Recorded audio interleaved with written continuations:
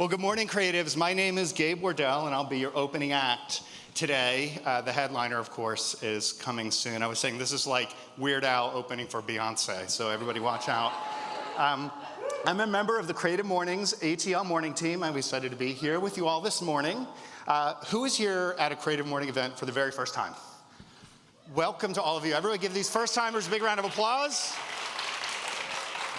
And who is here from another city or traveled here to be here and is here doing the Atlanta event for the first time? Is anybody here from out of town? Look at you, welcome. Where are you from? Brooklyn, all right, I've heard of that place. We got Brooklyn in the house, Brooklyn in the house.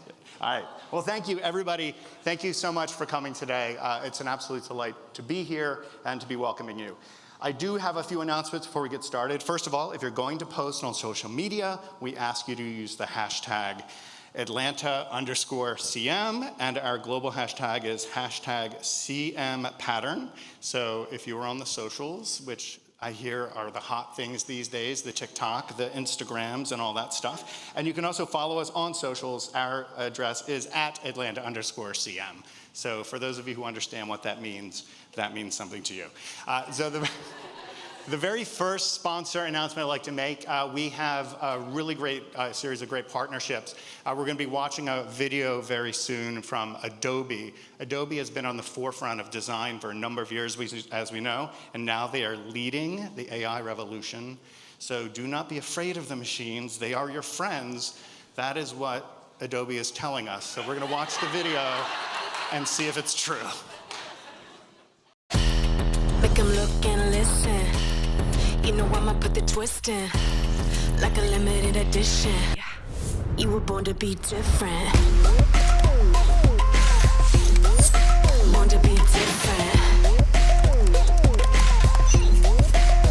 Did it different. You were born to be different. You are born to be different. You know how we do it, so fresh and so clean. Push it to the limit, busting out the seams. Yeah. I don't care if it's purple, polka dot, or pink. Gonna make 'em look twice, go and make 'em blink. They gon' wanna do it too when we doing our thing. Make 'em look and listen. You know I'ma put the twist in, like a limited edition. You were born to be different. Born to be different. Did it different. You were born to be different.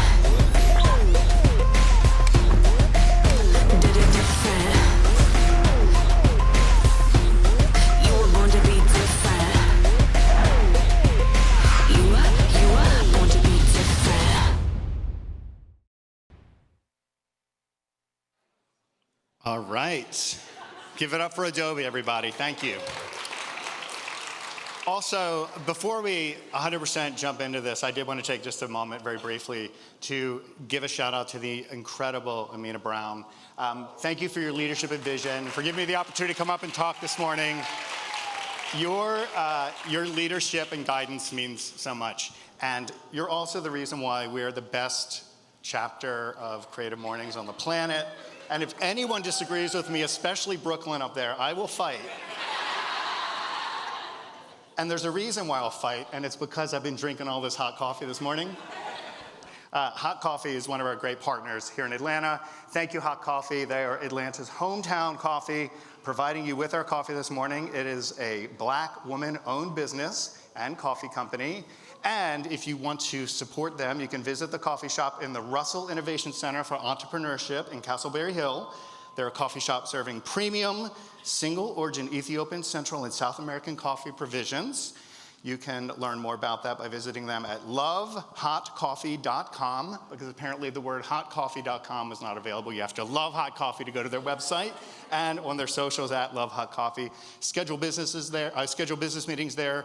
Go there, spend some money, because they are a great partner and sponsor. And the reason people do this isn't out of the kindness of the heart. They do it because they need your business. So support local businesses, support Hot Coffee. Everybody, yes. All right. Next announcement, next partner. Not all heroes wear capes. Some of them come wrapped up as delicious breakfast sandwiches, and that's why we want to give it up for Hero Donuts and Buns. Thank you, Hero Donuts, for your amazing. And also, we had gluten-free and vegan food from Dolce Vegan. Thank you for providing us with the gluten-free eats. How many people got the gluten-free? Right? Gluten-free in the house. That's always good. As I said earlier, Creative Mornings isn't just happening here in Atlanta. It is happening all over the world, but we are still the best, so do not forget that. There are more than 200 chapters hosting monthly events at the same time as us for creative people just like you and me around the world. So if you're visiting here or you're going to be traveling somewhere else in the future, do check out your Creative Mornings to see if there's a chapter near you.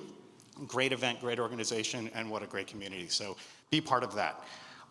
Next up, I am humbled and honored to be part of an amazing volunteer team. These folks who make it all possible.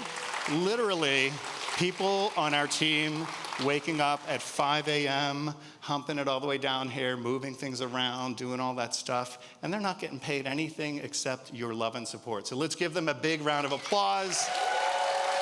It is truly an honor, and I'm so humbled to be part of this team. This month's theme is pattern. She can see stand next to me. Pattern was chosen by our Chennai chapter and was illustrated by Nishant Saldana.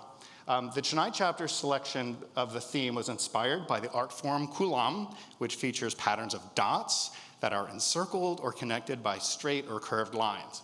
These intricate geometric designs are created on the thresholds of floors of houses, temples, and businesses using rice flour, and the practice is deeply rooted in South Indian culture to welcome guests into the home and bring good fortune and prosperity. So we are really hoping that the patterns today do that. We unlock some knowledge today, we get to share some community, and let's really hope that prosperity comes through. Next up, our shout out to our title sponsor, MPB, for today's headshot activation. How many people got headshots did today? Got the picture did? Got your picture made? Old school Southern style. Had my picture made today. And a big thank you to headshot photographer Wes Stanfield. You can book Wes for your own photography needs by checking his website, wesshots.com, or the Instagram, which is also at wesshots. MPB is the largest global forum to buy, sell, and trade used photo and video gear. They're committed to making gear more accessible and affordable. They recirculate 570,000 cameras and lenses every year, extending the life of creative potential of the visual storytelling. And also, let's face it, that stuff's not going to the landfill, so reusing stuff is probably the single most effective thing you can do if you want to do something environmentally sensitive. So they're a great company, a great cause. Please do look into them. We have, there you go, big C. Somebody here loves the earth. Somebody loves it. Thank you.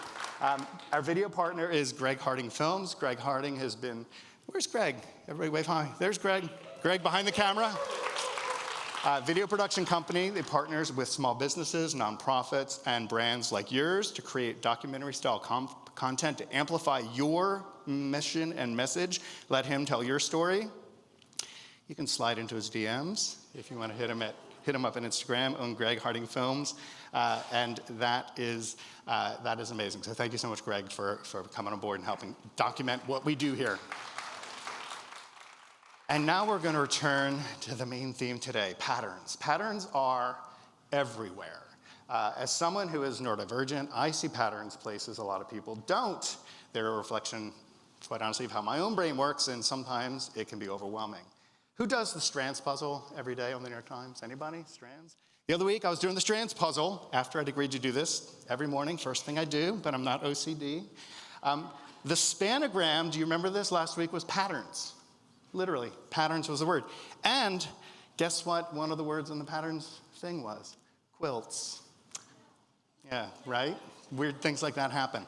That same day, I got an email from the High Museum called Patterns in Abstraction, Black Quilts from the High's collection. And I thought, the world is telling me something. Patterns are everywhere. Patterns can help us find comfort in the world. They can help us make sense of the world we live in. And they make it possible for us to wrap ourselves up in the warm comfort of a handcrafted quilt. Quilters, like my fellow Creative Mornings Atlanta team member, Meagan Guite, make quilting possible. Meagan is a quilter and creativity coach who resides right here in nearby Westview. In addition to volunteering with the Creative Mornings and After Hours teams, she also MCs events and sometimes even hosts episodes of the Wake Up and Create podcast, which if you all are not listening to it, you should be. As the project manager at Ruby Star Society, an Atlanta-based modern fabric design studio, Meagan brings more than 18 years of experience and is at the forefront of what's new in the modern quilting world. Let's give a big Creative Mornings Atlanta welcome to Meagan Guite. Thank you so much. All right, let's see if I can hit the right volume holding mic level here. Hi everyone, good morning. I'm Meagan Guite, and as is mentioned, I'm here to talk about fabulous quilts. And I would love to get a little feel from the audience before I jump in. By show of hands, who has a relative that's a quilter? Okay. Who here has taken it a step further and themselves actually made a quilt at one point or another? A couple of us. Yay, my people are here. Well, awesome. I'm going to talk a little bit before I go into slides today about sort of the overarching quilt world to give you a little bit of perspective. And the first thing I want to say is that the quilting industry is alive and well. So there are actually new quilters joining the quilt industry all the time. It is not necessarily a dying art, which oftentimes people think it is. It's not. The pandemic was especially helpful in getting people dragging their sewing machines out of the attic or asking their mom or aunt to finally give it to them because they've been offered it a handful of times and picked up quilting and realized how therapeutic and almost calming it can be, which is a big reason why I myself do it. So about 20 years ago, to give you a little perspective, there was a huge shift in the quilting world and modern quilting took root. That means a couple of things, and I'll talk about it today on each of my layers of patterns for quilting. But one of the biggest things really was the fabric itself.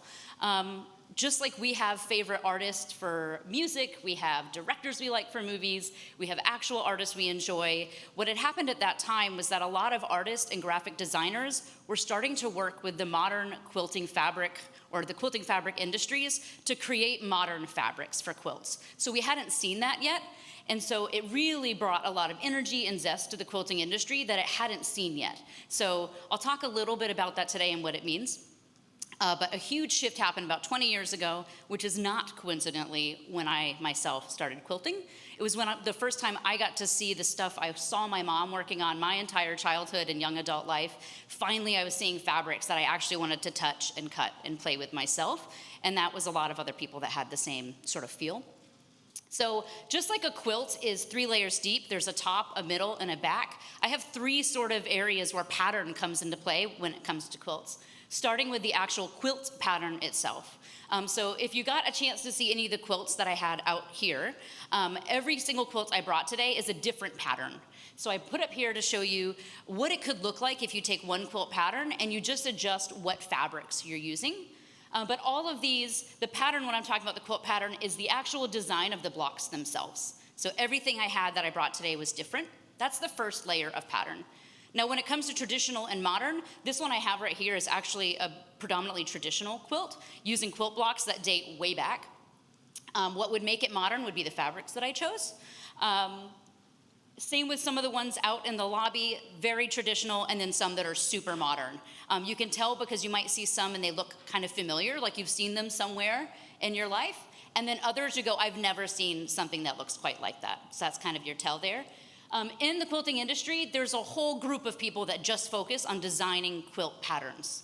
So when it comes to Adobe and their AI, that's probably the biggest part of this industry that might be hit, is new quilt patterns being designed through AI.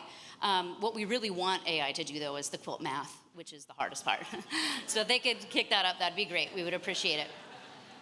So if you go to the next slide, the next layer and where I kind of work right now in my realm is the fabric itself. So all these fabrics that I have up here are by Ruby Star Society. You may or may not have realized that one of the most popular modern quilting fabric companies that exist right now in the modern quilting world is actually based here in Atlanta, which is really cool.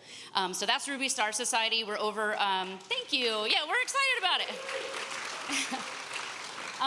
So the group is actually a group of 5 female designers. They've been working together for over 10 years. Ruby Star itself has been created as of 2018, but they were someone that had come in with a previous business and made a huge shift and kind of pushed even further the quilting fabric world.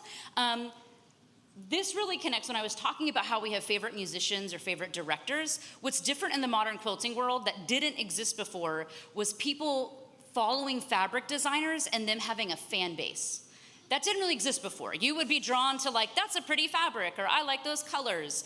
Now people get on board with who is designing the fabric and loving what they're making and then following all the work that they do. So that's where the modern sort of traditional has changed a little bit. Another way, and I don't have it represented up here, that modern and traditional can vary is that a lot of what are considered modern quilts would use solid fabrics. And then there's a whole realm of modern quilts that use printed fabrics.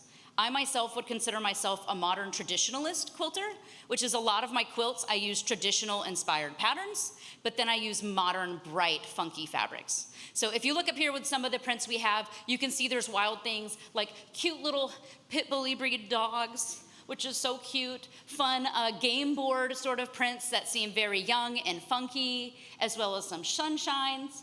And then you may notice the star print is also the stars that I'm wearing on my dress. In the modern quilting world, that print is a big deal. So for any of you that have family members that quilt, let them know that you know what starry is, and they may or may not look at you with a blank stare, but it's worth a shot. You saw starry today. So the fabric design itself also lends into this idea of pattern. What is the pattern of the print? What's the repeat? How big is the pattern or the print? How small is it? And how do they play together? And then lastly, on the last slide, sort of the third layer, I feel like as a quilter, this is usually where, if we're out having cocktails, this is where most of the questions come into play. So this is where you'll be able to really go drop knowledge at your 4th of July family cookout. So quilting is the actual method of stitching the 3 layers together. So again, the top, the middle, it's called batting. It's like the inside of a sandwich, and then the back of your quilt. When those are stitched together with thread, that's actually what makes it a quilt. It's what difference, it's kind of like not all bourbons are a whiskey, or not all whiskeys are a bourbon. There's that sort of thing with quilts. Not all blankets are a quilt. Quilts are kind of blankets, but if it's stitched like this, it's a quilt, not a blanket. So also, I'm just giving you guys all the hot tips so your family members love you. I really just want you all to get gifted a quilt for Christmas, and so it starts with the right terminology, right? So what we're looking at here is actually there's a long arm quilt machine, so not a domestic machine that you're probably used to seeing. It would take up the bigger than this carpet of space, and they actually quilt quilts in this manner. So there are a whole sort of, there's a whole group of people in this industry that specialize in just this part of it. And obviously, as you're looking at the things behind me, there's so many pattern options. Right? So not only now am I selecting what my quilt is going to look like for the design of it, what the pattern of the quilt is, what fabric I'm going to use, and what pattern is on that fabric. But I could also take it to the next step and ask myself, what pattern do I want layered on top of all of that?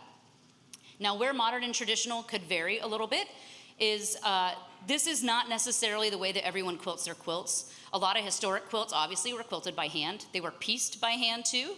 Which most people don't do these days unless you really are looking for a reason to slow down.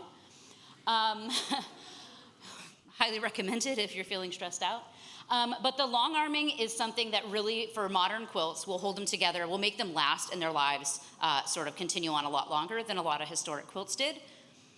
When I talk of modern traditionalism, a lot of modern quilters, I'm using air quotes a lot because it's a definition that's disputed. So go down that rabbit hole if you want. Like, what's modern quilting? And look at the drama from 20 years ago.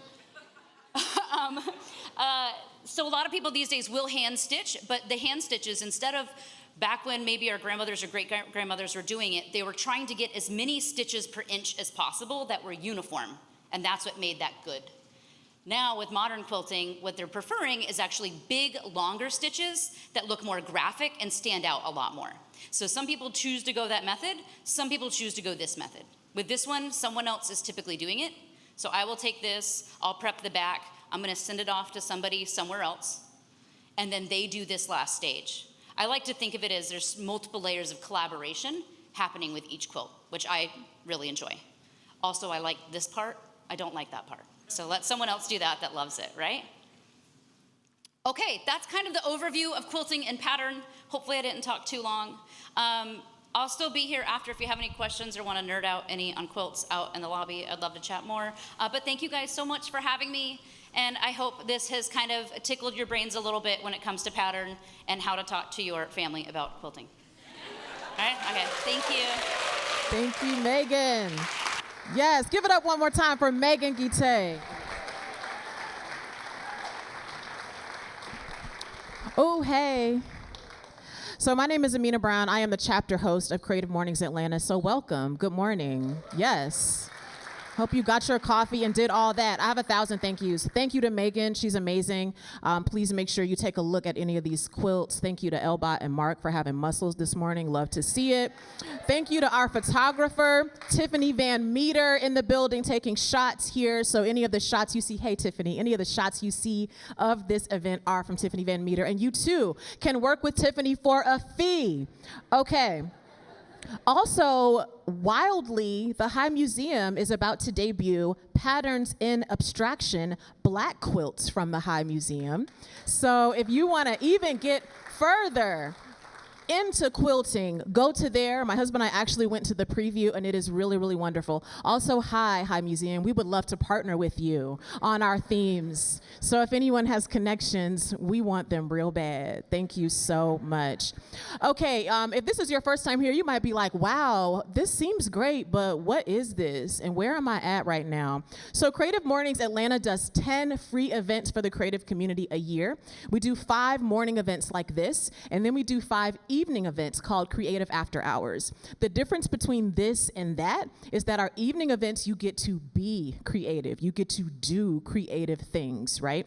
So this July, I got some things I can't tell you yet. But the part I can tell you is those of you who are at our April event, Jake Rothschild, who is the founder of Jake's Ice Cream, okay, because I really was looking for you. I want you right here? Yeah, I want you to see me afterwards because you done started a thing. So we about to talk about it right now. Okay, so my friend right here was at our event in April. Jake, the founder of Jake's Ice Cream, was our speaker. And he talked about how he loves to do community collaborations with ice cream flavors. And you asked him, why doesn't Creative Mornings have a flavor with Jake's Ice Cream? You remember asking that? And Jake was like, I don't know, but let's do that. So we put out to y'all in the community to choose flavors.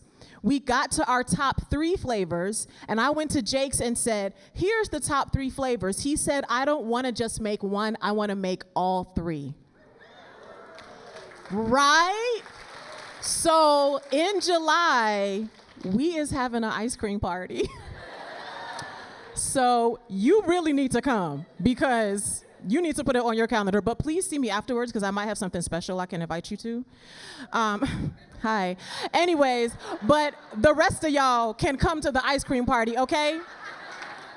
It's gonna be Thursday, the last Thursday of July. Let me make sure I'm not lying. July 25th, okay? Mark your calendars. We will be at Atlanta Contemporary.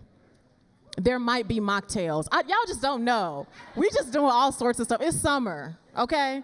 So be there. Get your tickets because there won't be enough room for everybody. Love y'all. Okay. Next, did y'all know we had a podcast? Creative Mornings Atlanta has a podcast in partnership with WABE. And who doesn't love WABE? Okay, everybody loves WABE. Yes. Our podcast is called Wake Up and Create. You will hear some clips of previous talks that you have heard here. You will hear folks like me, like Mark Kendall, like Meagan Guite that you just heard from, actually in conversation about creative process based on some of the things that our speakers have shared. Sometimes we agree, sometimes we disagree. But if you're looking to get some creative inspiration, Wake Up and Create is it. Make sure you go to your podcast app and subscribe. Do it now. Do it now. Also, shout out to Plywood Place as our venue partner.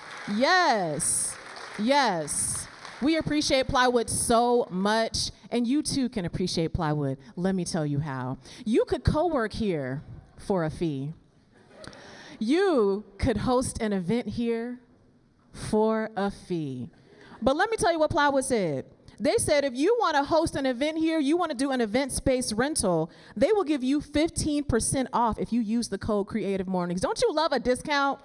Listen, you could have your birthday party here. You could bring them people you work with, the ones you like. You could bring them here.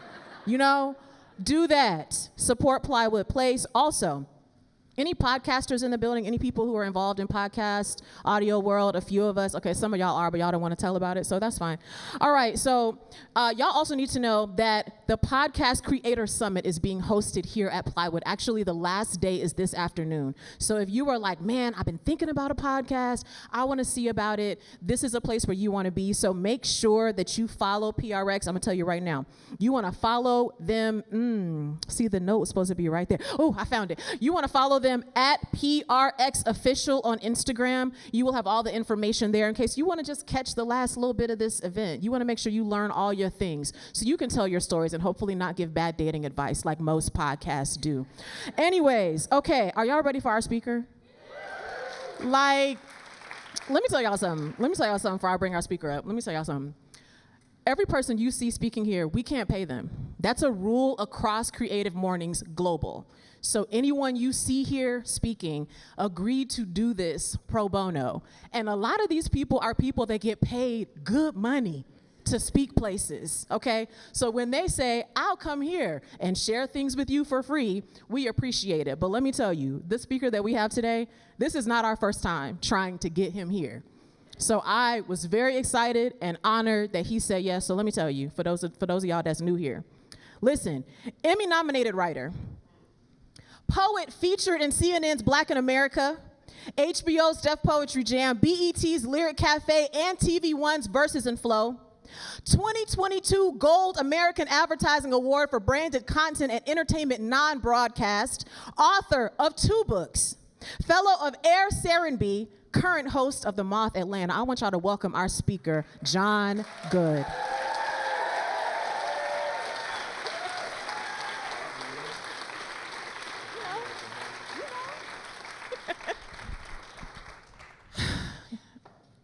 We don't have enough time. I'm just, okay. Turn this on and make sure, okay, make sure they can, we in there. We don't have enough time. So I have to like jump in real quick.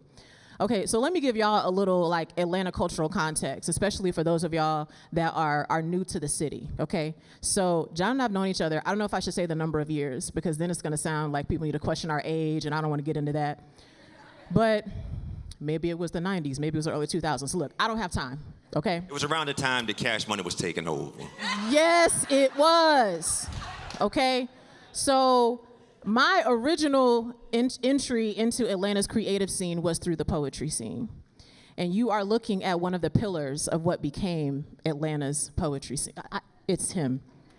It's him. So this is during the era, for my old heads in the building, this is when it was Yin Yang Cafe, before it became Apache Cafe. This is when Java Monkey had not burned down. Oh my God, it's hard. It's hard to talk about it. This is when Jessica Care Moore had a spot here called More Epics back in the day for my OG people here. So I always like to start, John, Yes. with what is your Atlanta origin story? What brought you to the city? Give us the vibes. What was the era of Atlanta then? Yes, so I moved to Atlanta in 1998.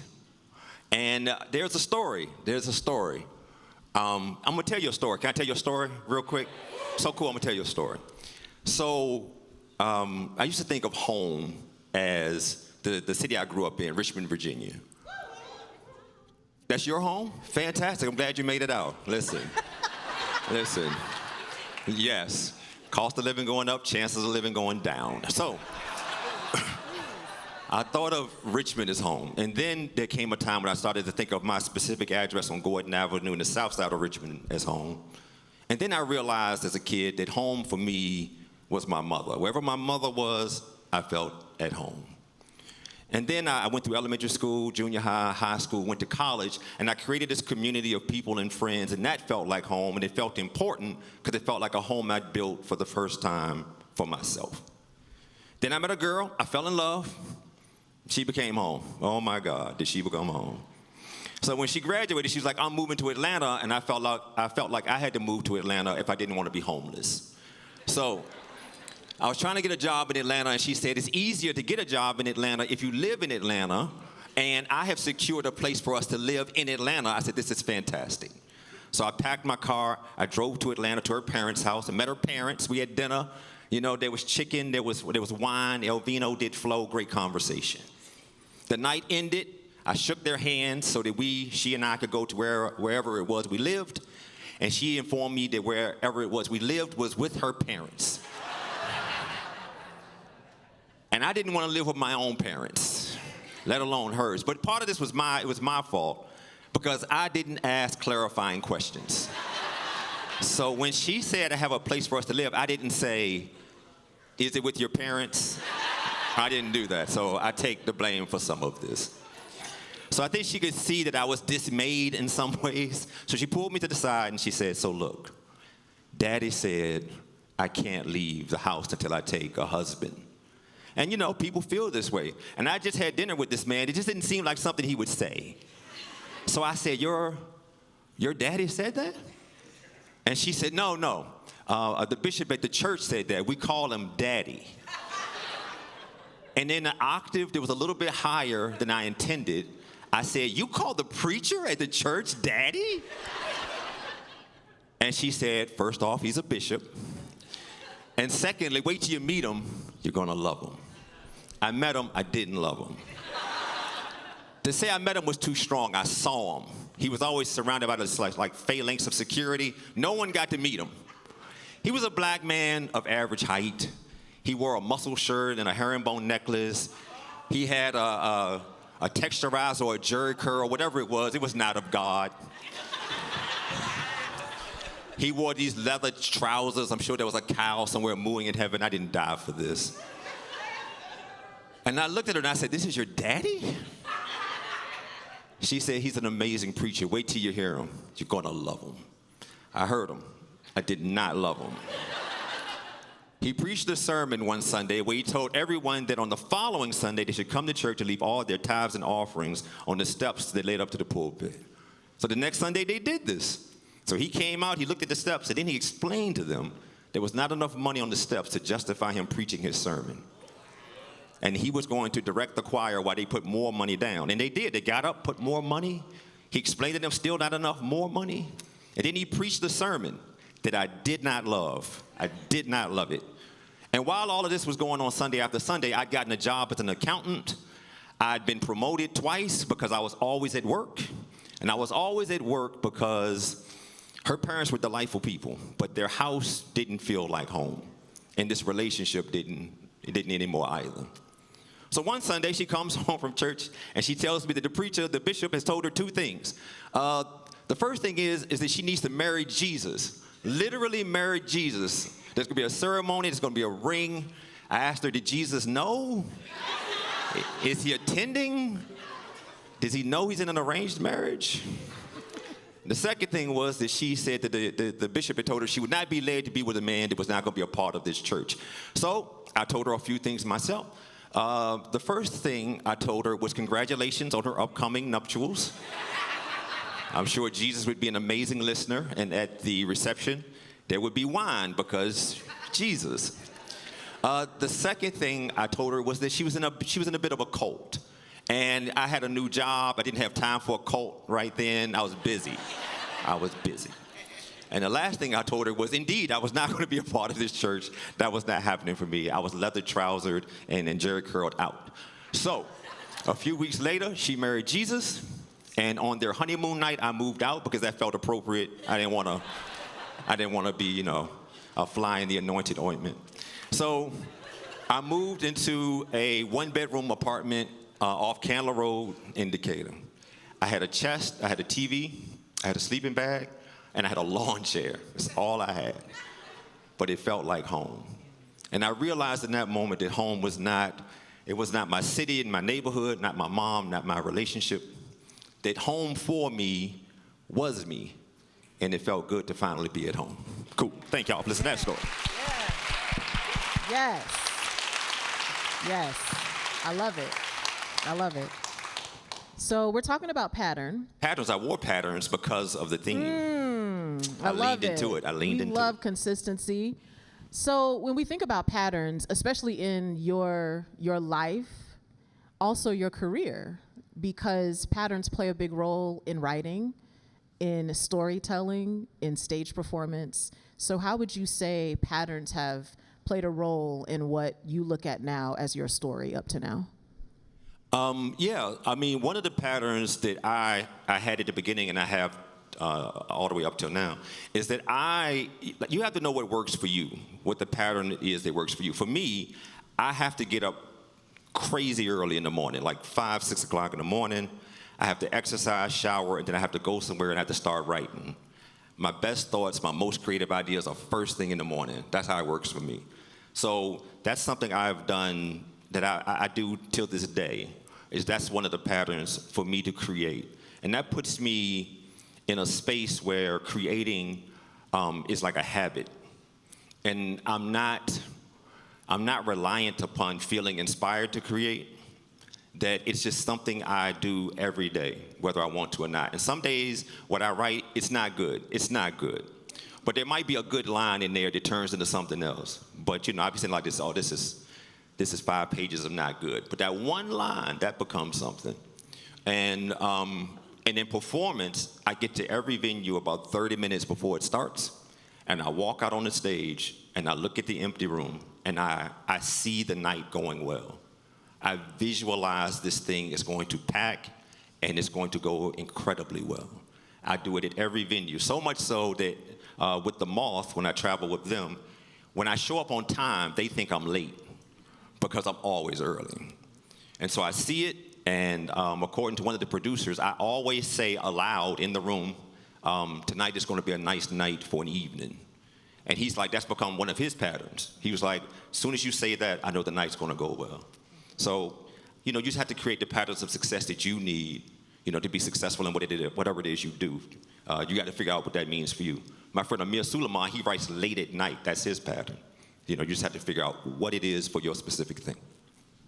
Okay, let me ask you this follow-up question about patterns too, because I think a part of what can happen to us as creatives is we sort of get in the zone that maybe like we arrived there as an artist, right?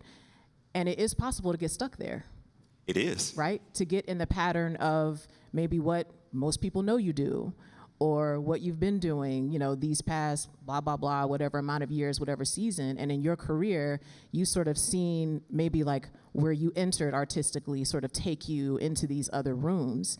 What do you have to say about not getting stuck in a pattern as a creative, like being open to whatever your talent or your gift or your skill actually taking you into some different spaces? Yeah, I think so for me, I started off in poetry, spoken word poetry. And I was very fortunate, the good people at Nick at Night, they reached out and asked me to write these poems for a Black History Month campaign they had, because, everyone wants a Negro poet for February. So I wrote the poems, and when it was over with, the young lady who was producing the spots, Diva Newman, she said, "So what do you do, John?" And I said, "I write." She was like, what do you write? I said, "I can write anything."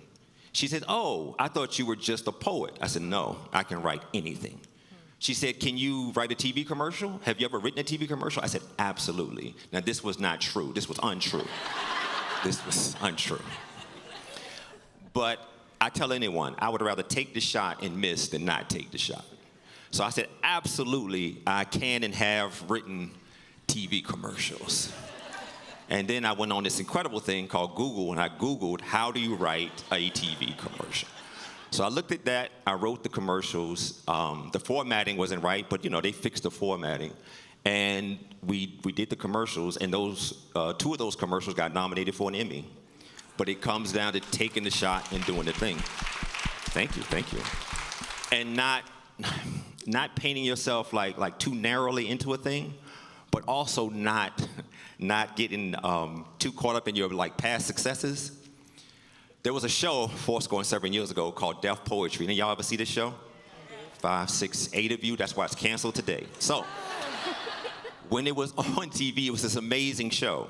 But this was very, very long ago. And I know people who today, when they talk to you, all they will talk to you about is deaf poetry. And I'm like, you have to get away from that. You have to move to the next thing. You can't get caught in your past successes too long. You got to look forward. So I tell everyone, man, keep your eyes ahead. Like, even just now when you were doing the thing, like you were announcing the things, I was like, yeah, I guess I did that, sure. But wait, you know, in my head, I'm like, but wait till you see the next thing. Wait till you see what comes next. Okay, talk to us about the pattern of writing in different media, okay? So, and I just want to give y'all a little side note. Those of y'all that are familiar with slam poetry, this is someone that if you were signed up to do a slam and he walked in and said he was going to sign his name up, that there was fear in the hearts of everyone. When you watch Game of Thrones, fear in the hearts of everyone. Factual. These are facts. Let me tell you why. Okay. I'll tell you why. I used to go to the slam and watch everybody. And I would study the pattern of how they did their poems. And I would go home and strategize. So when I came back and they were like, I signed up, I'm like, you're going to lose. Because I know what you're going to do. And I'm going to beat that. So one night at a slam, this guy, he was like, I think I'm going to win. I said, impossible. I said, you're going to come in second or third. I said, this is the first poem you're going to do, and you're going to score very high. Then after that, you have to do this poem, and after that, you have to do this poem. And by the time you get to your third poem, I will have outscored you. And so when we got to the end, and that was true, he said, how did you know? I said, it's because it's what you do every time. It's the pattern of what you do. And I can beat that pattern.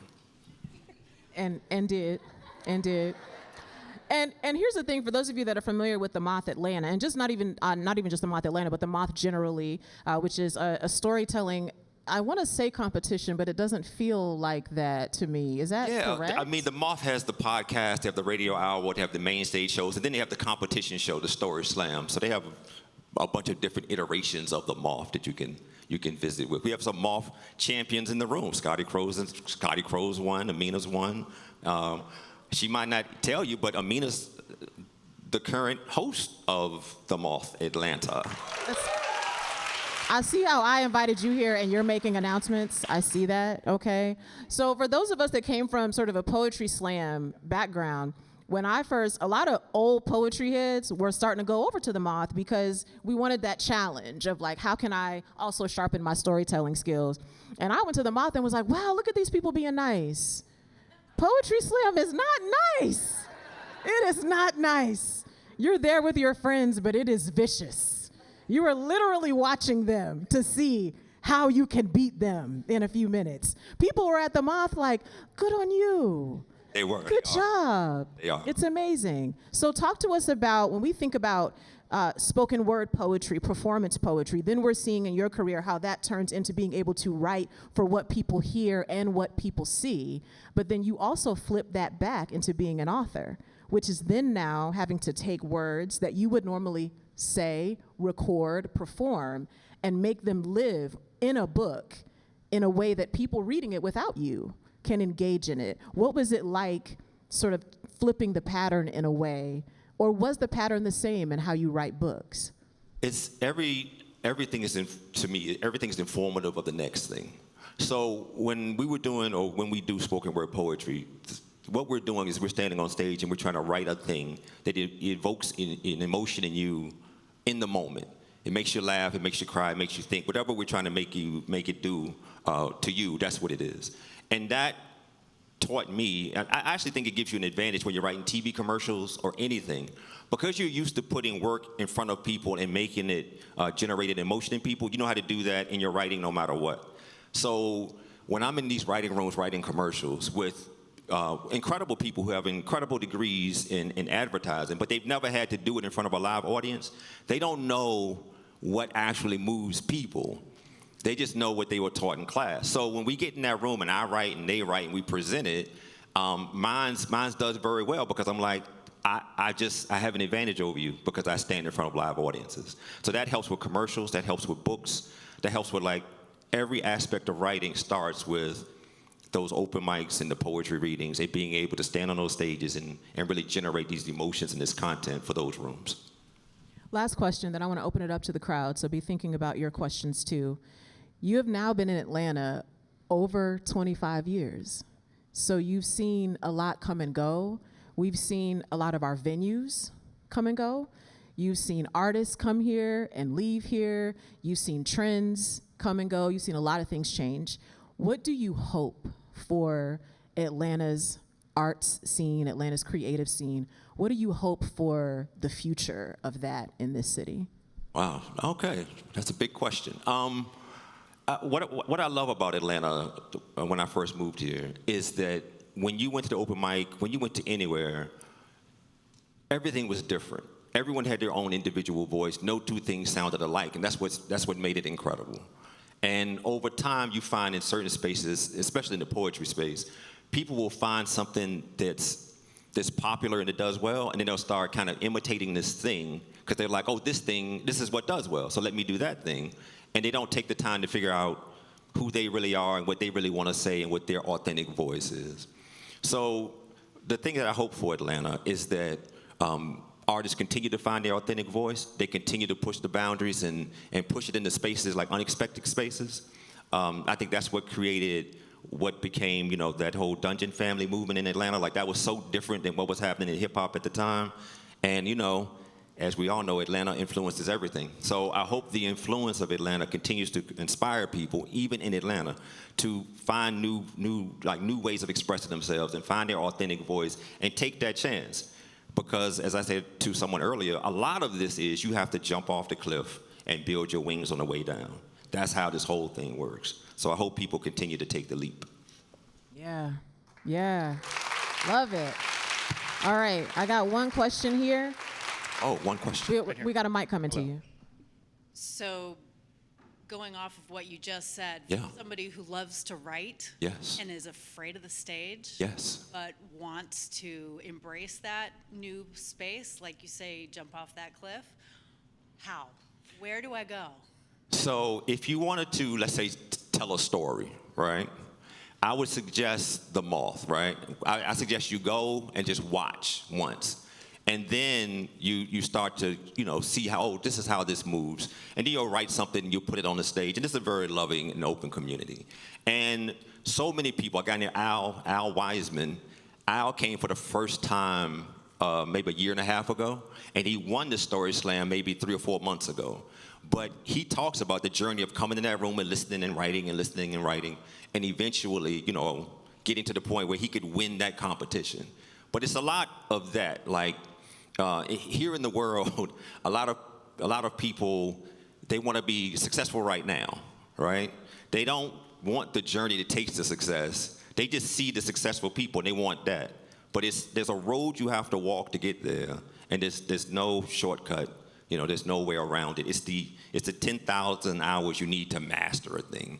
So you have to walk in that room not knowing, sit there and listen and write and hone and write and figure it out. And you're going to be scared. The first time I went to a poetry reading, I pulled my hat all the way down in my face so that I couldn't see the audience. And my mind convinced me there was no audience, that I was just talking, And when people would laugh, it was kind of jarring because I thought there was no one there. So it's like you have to do what you have to do to get out there on the stage. It's not like without fear. You have to do it through the fear. Yeah, what you got? So I'm going to pretend nobody's here. When coming up with creative or personal patterns, how do you delineate signal from noise? That's a good question. So for me, I usually have, especially a lot of times I have a clear idea. I have this idea of what I want to do. Like I'm like, oh, I have this idea. Even with like when I started this novel I wrote called Midas, I was like, oh, I have this idea. And I started writing it. And I wrote down first the clear idea of what this thing is. And so when I started writing it, stuff would show up that wasn't that, like stuff that just gets in there. And I would have to sit there and read through it and be like, oh, this is dope, but this doesn't belong in here. Like, you have to, for me at least, you have to know what it is you're trying to do. And you have to be honest with yourself. Like, oh, this is dope. This is amazing, but this doesn't go in this thing. And it's hard to get rid of this dope, amazing thing that you're like, wait till they read it, they'll go crazy. But it makes no sense in the context of this thing I've written. Right, you know. So it's a bit of being honest with yourself about what you're writing, what your intent is of what you're writing. And you have to keep what's on purpose And then you don't jettison it, you just pull it away. Because eventually you'll write something else, you'll be like, oh, this thing goes in this thing. I just wrote it early. I wrote it a little too early, but this belongs here. Yeah, that's great. Hey everyone, Jordan. I actually am originally from Atlanta, so that's cool. All right. Fantastic. My question is, where do you draw inspiration from, and does that change? Like, is it a constant change, or is it pretty standard? So I tell anyone, to me, inspiration is just always on the other side of your door. Like, I get out of the house every day, and I run into peoples and circumstances that inform what I'm going to write. On the other side of your door, there's a poem, there's a song, there's a short story. And it's living there, whether you write it or not. It's there. It's up to you to walk into the circumstances, to see it, and to write it out. So I'm working on a new book, and this new book involves a lot of playing chess in a park, which is something that I do. And if you sit there long enough, you start to hear the stories of the people in the park. They explain to you how they ended up in the park, and you could just hear it and not think anything of it, or you could hear it and be like, wow, there's something here. There's something beautiful and poignant, and something that can really resonate with audiences. So I think inspiration is it's every day. It's just right there. It's just, you just have to kind of look for it a little bit and decide if you want to do something with it. Last question. What you got? Hey, big fan. As you've been sharing about the different mediums that you write in, poetry, commercials, even storytelling, it strikes me that there are these established formats for a lot of those different creative mediums, and sometimes those formats can feel like you're writing to a pattern. I'm curious, as you take on, a new piece, how much of that existing pattern is helpful for you, and how much do you deviate from that and use it as a creative exercise? Yeah, I've been very, very fortunate in that almost everything I've begun writing in, I have no idea how you do it. I just know that I'm good at telling stories. And anyone can format the thing. The thing that they need is the ideas. There's a bunch of people that can format it, they don't have the ideas. So I come with the ideas, then we figure out how to format the thing into whatever they need it to be. And often when you come with these new ideas, I found with Nick at Night, they created a different format to fit the idea, because they're like, oh, we love this idea. It doesn't exactly fit in this format, so we'll just change the format. So I think the first thing is just to come up with incredible ideas. And from there, they will either fit it into the format or they will blow the format up and build something new. Yeah. Y'all give it up for Jon Goode. Thank y'all.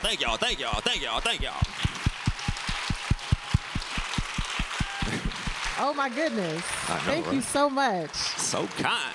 I know we didn't get all your questions, but Jon is going to stick around for a few minutes if you want to come up here. And 2 announcements for y'all. 1, July 25th, we eating ice cream. So make sure you pay attention to get your tickets to that.